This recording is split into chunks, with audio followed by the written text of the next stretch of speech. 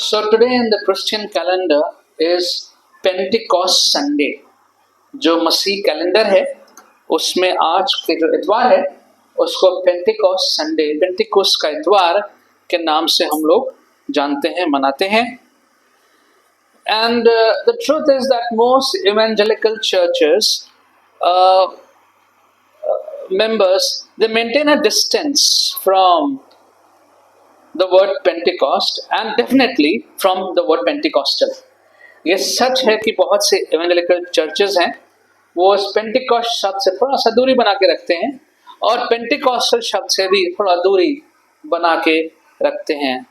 And people choose whether they would want to worship in a Pentecostal church or not.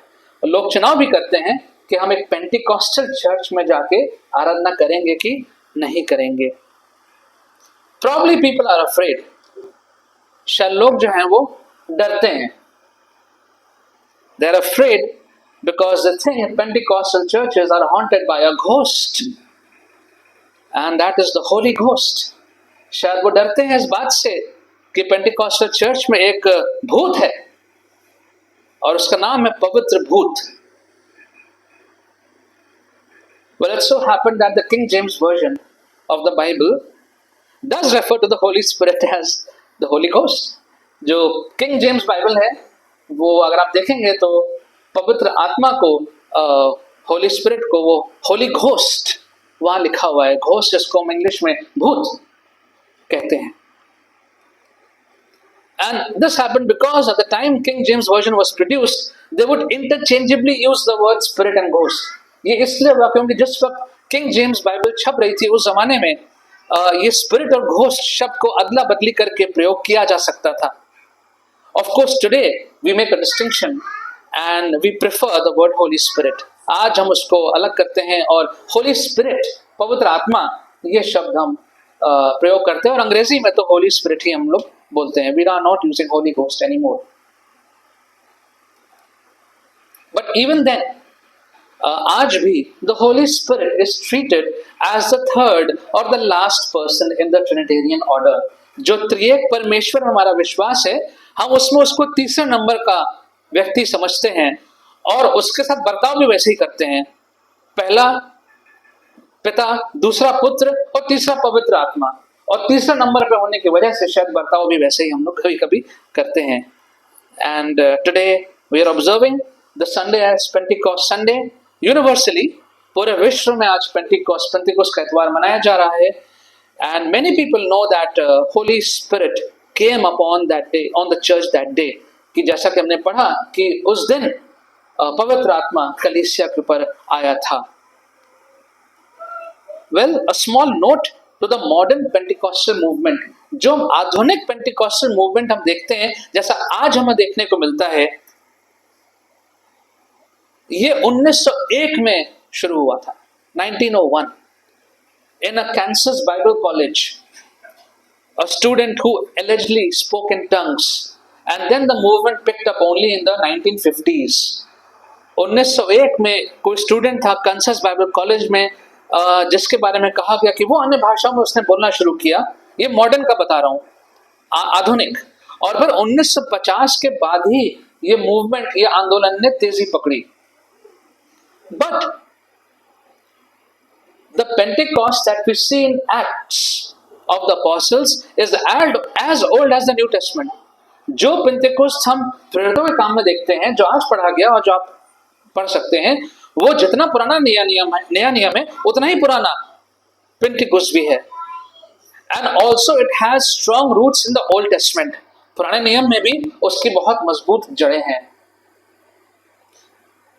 A brief history of Pentecost. बहुत संक्षेप में Pentecost क्या है. There were 3 great Jewish festivals. यहूदियों के 3 बड़े बड़े त्योहार थे.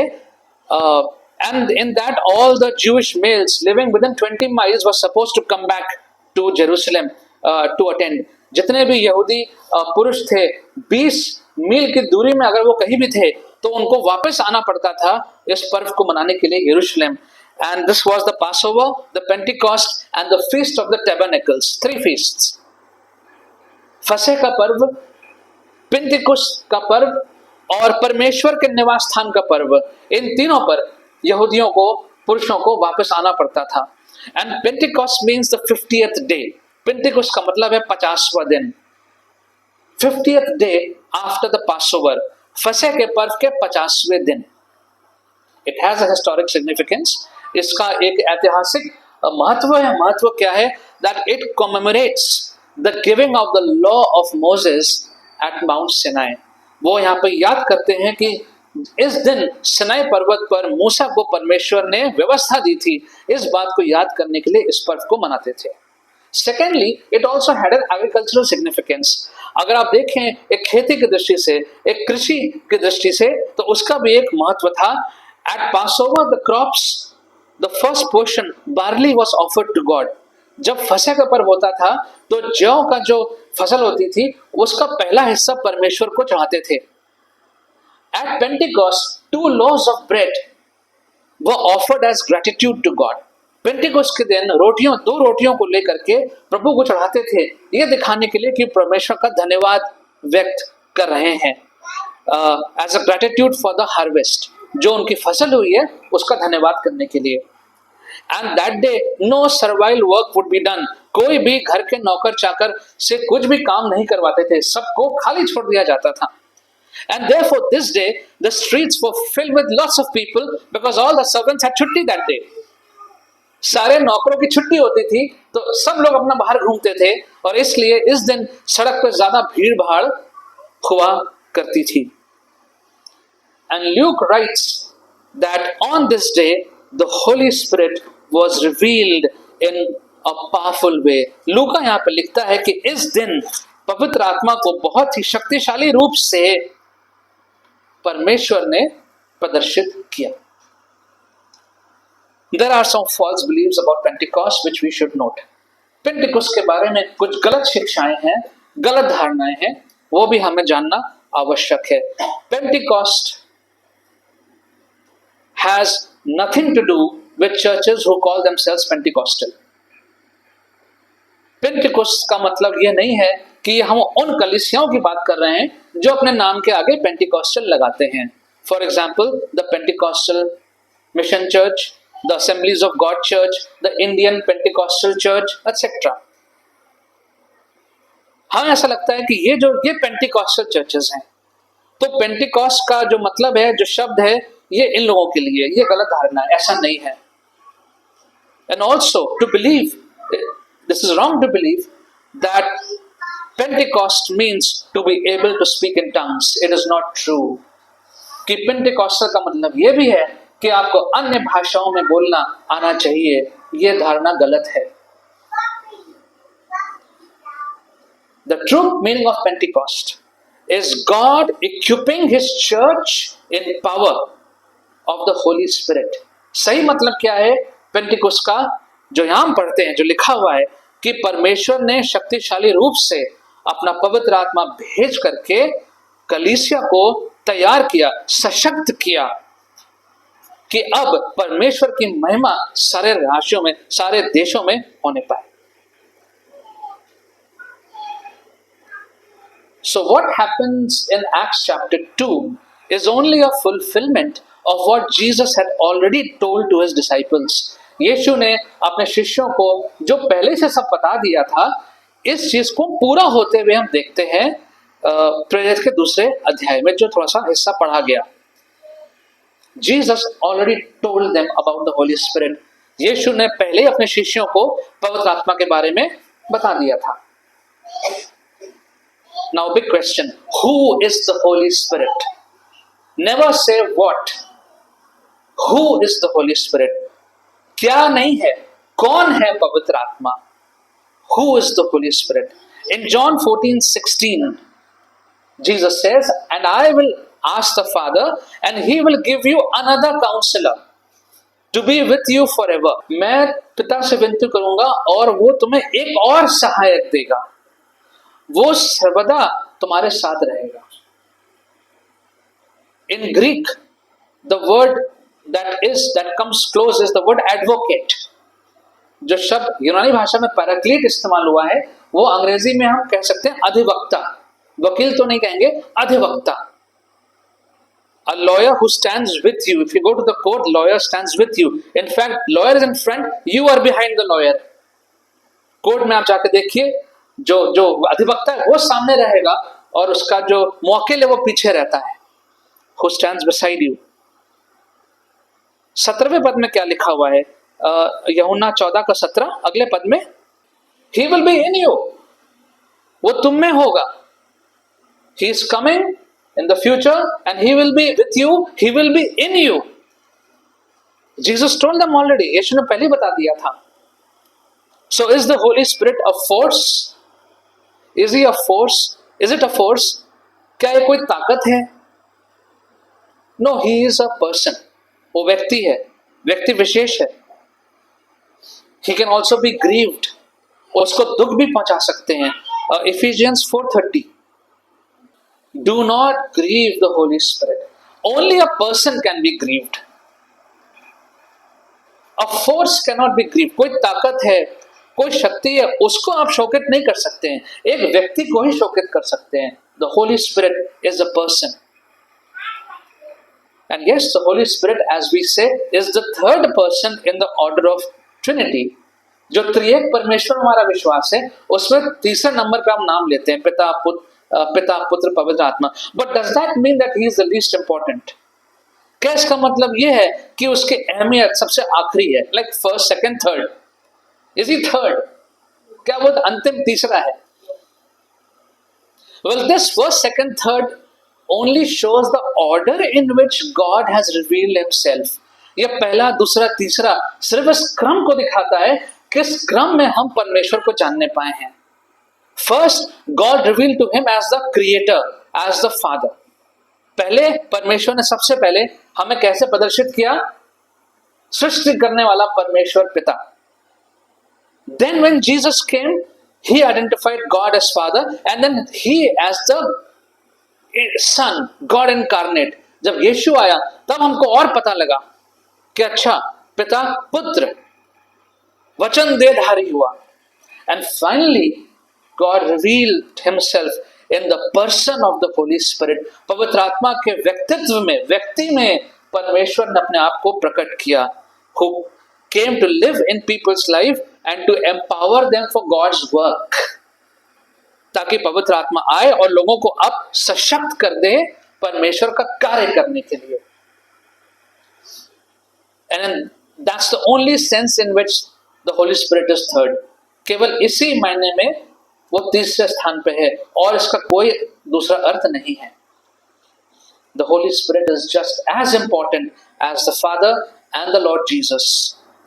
And we have to relate with the Holy Spirit just as much as we relate with the Heavenly Father and the Lord Jesus Christ. जितना अहमियत पिता परमेश्वर की है, जितनी अहमियत यीशु मसीह की है, उतनी ही अहमियत पवित्र आत्मा की भी है. जिस प्रकार से हम संबंध अपना स्थापित करते हैं पिता से, पुत्र से, उसी स्तर पर, उसी जोर से, शोर से पवित्र आत्मा के साथ भी हमारा संबंध होना चाहिए.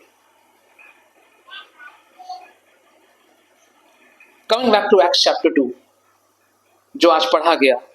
So what exactly happened that day? उस दिन हुआ क्या? And as we go through this passage, it would be good to reflect on the purpose and significance of Pentecost. कि उस दिन जो यहाँ हुआ उसके पीछे परमेश्वर का उद्देश्य क्या था? Because often we get stuck with what we see, what happened, and people get into debates, into तर्क वितर्क में, वाद विवाद में पड़ जाते हैं. लेकिन इन सब के पीछे हुआ क्या, ये जानना आवश्यक है. First of all, we need to understand that this was extraordinary. This is not out of the ordinary. जो यहाँ पे हुआ ये साधारण बात नहीं थी. ऐसा रोज रोज ना होता है, ना होना चाहिए. It was extraordinary. असाधारण था. It was meant to be a memorable day. इस प्रकार से परमेश्वर ने इसको किया कि लोग इस दिन को याद रखें और इस दिन जो हुआ उसको याद रखें, उसके पीछे जो महत्व है उस महत्व को याद रखें. Sound of a violent wind, something like tongues of fire. एक बहुत तेज आंधी की आवाज उस कमरे के अंदर. इमेजिन करिए इस हॉल, बड़ा सा कोई हॉल है, बहुत तेज हवा की, तूफान की आवाज, टंग्स ऑफ फायर, जो उनको ऐसा प्रतीत हुआ कि आग और उसकी आग की जीभ सबके ऊपर सरों पे आके दिखाई दे रही थी. And they began to speak in languages which they didn't know. जिन भाषाओं को वो जानते नहीं थे, वो उन भाषाओं में बात. Imagine me speaking in French. Imagine me speaking in Swahili, African language. Me speaking in Chinese. And you will say, how does this guy, how is he able to speak in these languages? अगर मैं Chinese या Swahili या French या जापानी भाषा में बोलना शुरू कर दूं, आप कहेंगे इनको तो सिर्फ अंग्रेजी और हिंदी आती है, इनको ये भाषाएं कहां से आ गई? That's what happened that day. उस दिन यही हो रहा था. The ones who were supposed to know only Greek and Aramaic, जिन्हें सिर्फ यूनानी भाषा और अरेमिक आनी चाहिए थी, वो ये सारी अलग अलग भाषाएं बोल रहे थे. And the people were amazed कि ये कैसे संभव है? ये सब लोग हमें अपनी अपनी भाषाओं में कैसे, as if there is no translation going on all the time. ये प्रभु का वचन हमें अपनी अपनी भाषाओं में कैसे सुनाई दे रहा है? Some thought they were drunk. कुछ को लगा कि ये लोग शायद नशे में हैं. अब इसका मतलब ये नहीं है कि हर वक्त जब पवित्र आत्मा अपना काम करता तो ऐसा ही होगा. इसका ये मतलब नहीं है. It was special. It was different.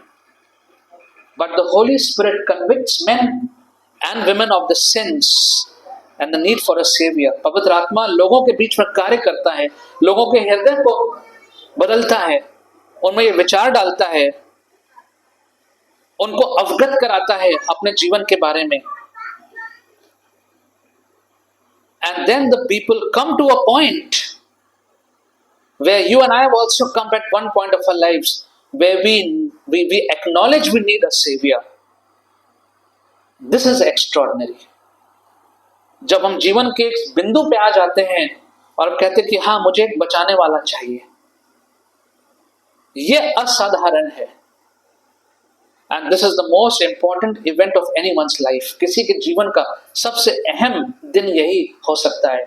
Nothing more bigger important than this. Accepting the need of a savior and receiving Jesus. Who makes us do it? Who leads us to do it? The Holy Spirit. पवित्र आत्मा की अगुवाई से हम इस बिंदु तक पहुंच पाते हैं. Very important to know. This is not at all emotional. It is experiential. यहां पे ये भावनात्मक नहीं है, ये सच है. Let us not mix truth with emotion.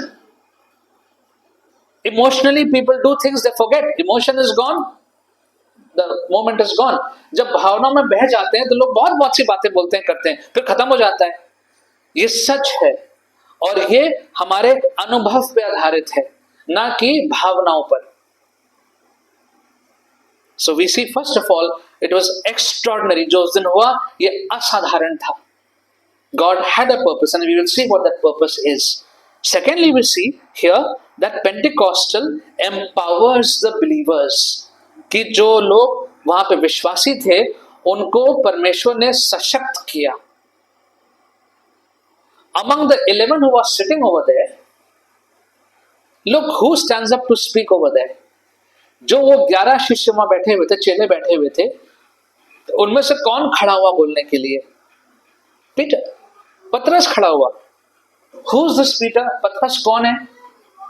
53 days back, you can count backwards.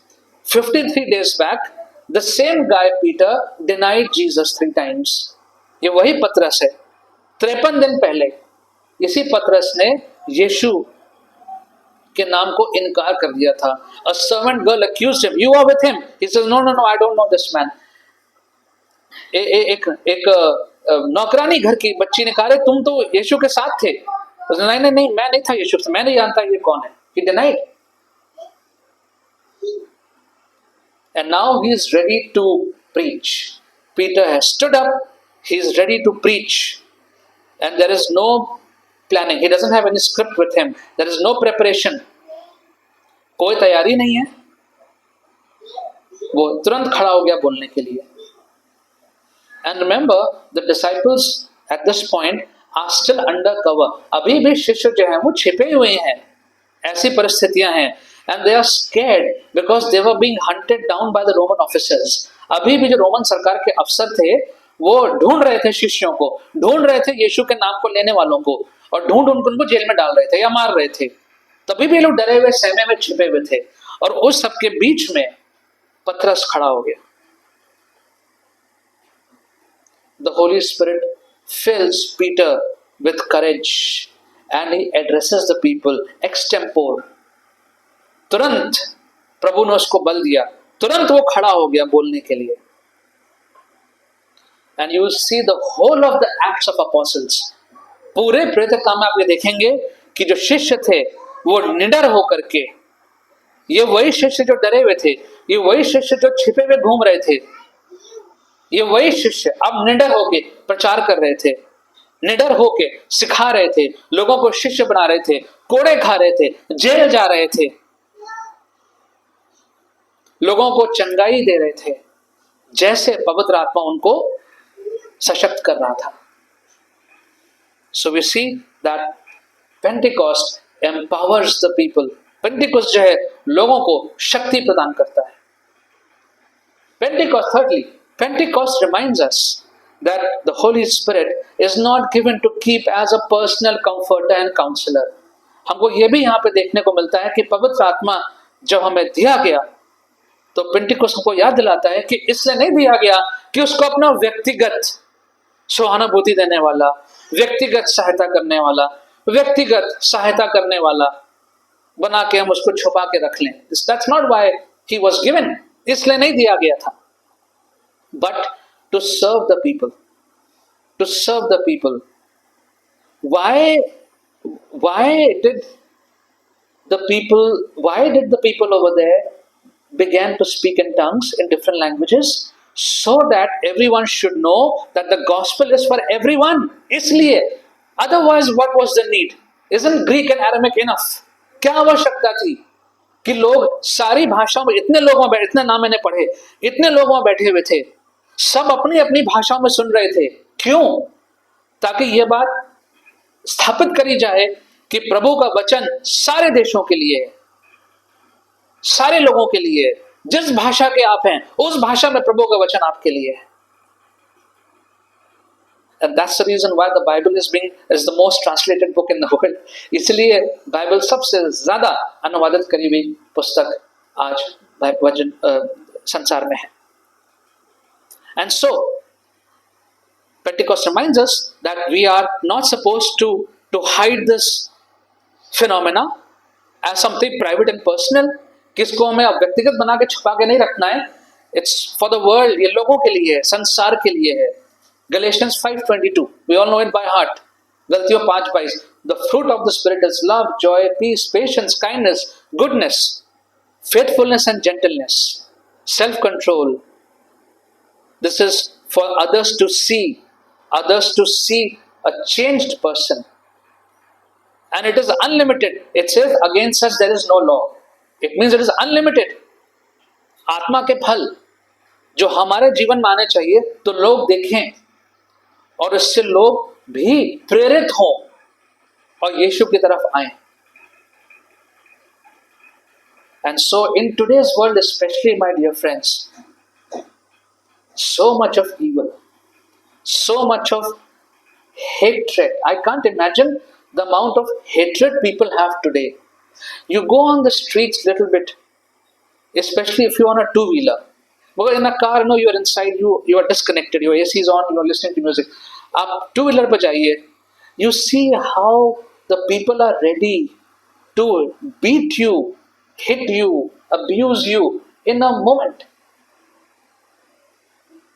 Yesterday I was seeing one video, one lady in Bihar was hitting an old driver.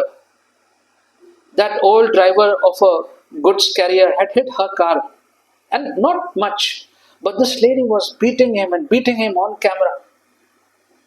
And that old man, I mean, what have we come to? कहाँ आ गए हम लोग?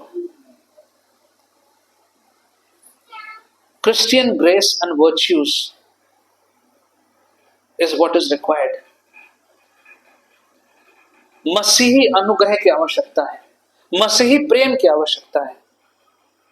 to those who are hurt, जो लोग को चोट लगी हुई है, battered and oppressed, जो लोग बोझ से दबे हुए हैं, चकनाचूर हैं, टूटे हुए हैं, we are the ones whom our Lord has placed as salt. Salt is required only in a small quantity.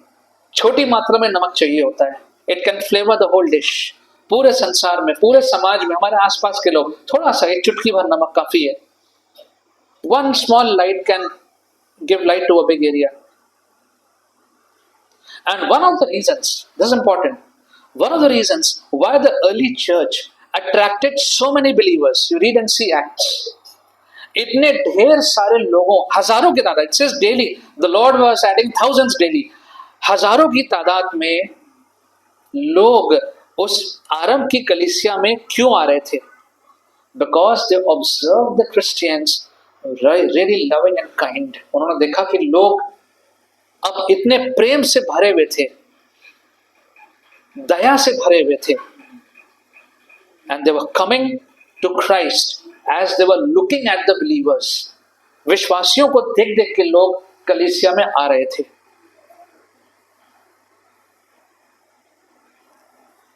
So as a church in today's time,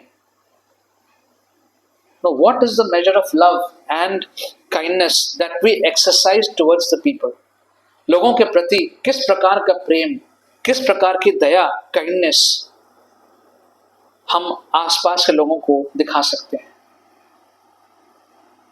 Fourthly, we see that Pentecost fulfills the scriptures. जो वचन में कहा गया, Pentecost में हम पूरा होते हुए देखते हैं. And so this outpouring of the Holy Spirit is not invention of the modern day charismatic preachers.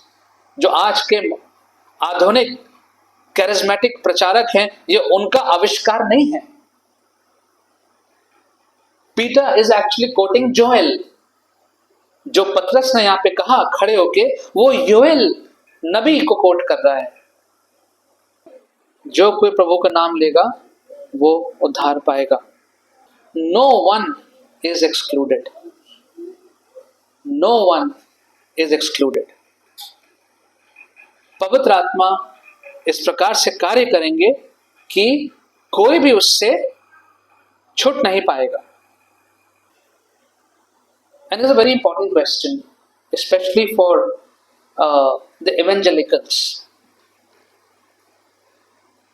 Why do many evangelicals feel less acquainted with the Holy Spirit? Direct question. Evangelical churches की बात करें, CNI, Methodist, Independent churches, बहुत से, वो क्यों ऐसा लगता है कि पवित्र आत्मा से को हम इतना अच्छे से नहीं जानते हैं? पिता परमेश्वर, yes. God the Father, God the, yes. Jesus, yes, no problem. Holy Spirit, we are little ठीक से हम जानते नहीं हैं. Why do we feel that way? क्यों ऐसा लगता है? Is the Holy Spirit a stranger? क्या पवित्र आत्मा कोई ऐसा व्यक्ति जिसको हम गैर है? Have you ever realized the Holy Spirit is the Spirit of Jesus? पवित्र आत्मा प्रभु यीशु मसीह की आत्मा है. Please turn to Romans 8:9. If anyone does not have the Spirit of Christ, it does not belong to him. यदि किसी में मसीह का आत्मा नहीं है, Holy Spirit is not a stranger. He is the Spirit of Jesus. Galatians 4:6. Let's read. गलतियों का 4:6. And because you are sons, God has sent the Spirit of His Son into our hearts. God has sent the Spirit of His Son into our hearts. परमेश्वर ने अपने पुत्र की आत्मा, the Holy Spirit hasn't suddenly come in the scene and you say, oh, I am very familiar with God the Father in the Old Testament and the Gospels, Jesus. Now, both of them are not there in person. Now, who is this third person? And yes, he is very important, but I don't know him so well. It's the Spirit of Jesus, nobody else. यीशु की आत्मा है, वचन बताता है, is not a stranger. Jesus said, I won't be there with you physically. I'm going. And when I go physically, who's going to be there with you? I'm spending my spirit. That's the Holy Spirit. It's not a stranger. यीशु ने कहा कि मैं जा रहा हूं, लेकिन मैं तुम्हें अनाथ नहीं छोड़ूंगा. I'll send someone. और उसने अपनी पवित्र आत्मा हमारे पास भेजी है. The Spirit of Jesus. It's not a stranger. And so, when Peter quotes prophet Joel, पतरस जब योएल में से पढ़ के बताता है, it simply means that the Spirit of Jesus has been given to everyone. सबको दी गई है, और इसलिए दी गई है ताकि इस अंत समय में हर एक व्यक्ति परमेश्वर के लिए काउंट किया जाए. Everyone is counted for God. Everyone, no matter old, young, retired, working, child, adult, man, woman, servant, anyone, कोई भी, everyone has something to do in the kingdom of God. परमेश्वर के राज्य में सबका स्वागत है, सबके लिए कुछ ना कुछ कार्य है. Fifth and lastly, Pentecost reminds us that there is a mission for every one of us. Pentecost हमको आज का दिन ये याद दिलाता है कि सबके लिए कुछ ना कुछ कार्य है परमेश्वर के राज्य में करने के लिए. As they received the Holy Spirit, the Spirit of Jesus, as they received, they were empowered to reach the whole world with the gospel message. जब उनको यीशु की आत्मा मिल गई, अब उनके अंदर ताकत आई कि अब वो जाकर के सामर्थ आया कि सारे संसार में वो प्रभु के वचन को लेकर के गए. And throughout these last 2000 years, ordinary men and women, साधारण लोग हैं, जितने भी मिशनरीज क्या पढ़ते हैं देखते हैं, जो भारत आए, जो अफ्रीका गए, चाइना गए, जहां जहां भी गए, साधारण लोग हैं. सुपरमैन सुपरवुमन नहीं है, साधारण लोग हैं. But they received the Spirit of Jesus. They acknowledged the Spirit of Jesus. उन्होंने इस बात को एहसास किया, माना इस बात को, प्रभु की आत्मा हमारे ऊपर है. And then they went off to far off places. Otherwise, imagine the missionaries who came to India. Why did they come? क्यों आए?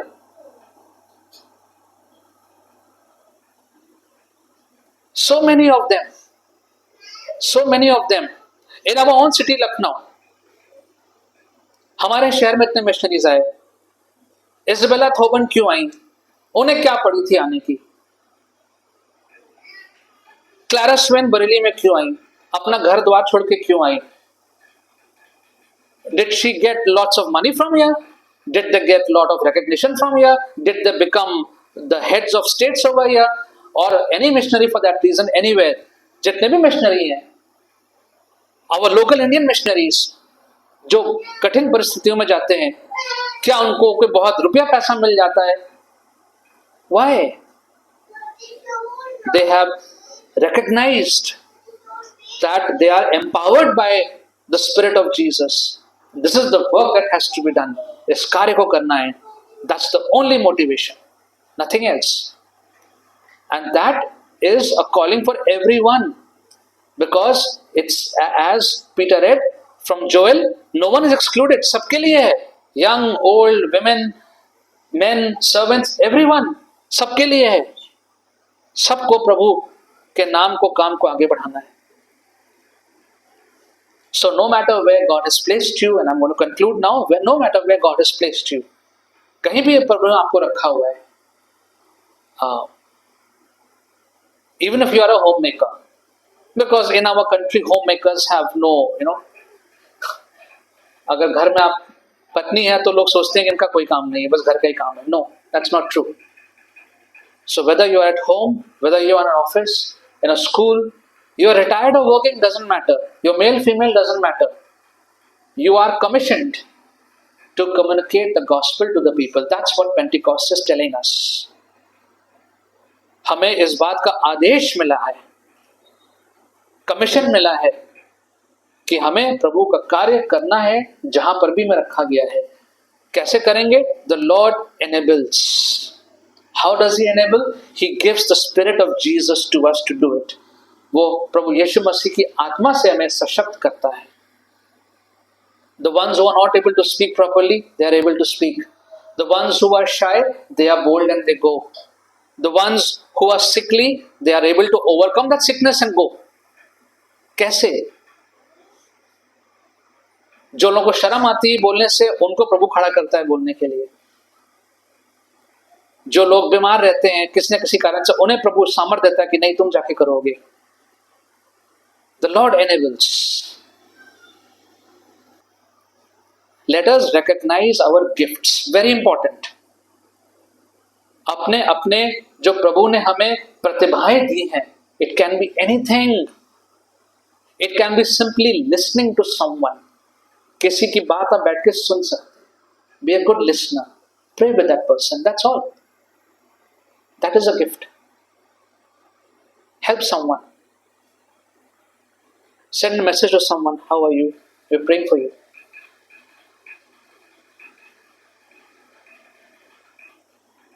This is all that Pentecost is all about. Nothing else. Pentecost का मतलब यही है कि परमेश्वर ने निर्बल लोगों को अपना बल दिया, अपनी पवित्र आत्मा दी, यीशु की आत्मा दी. क्यों दी?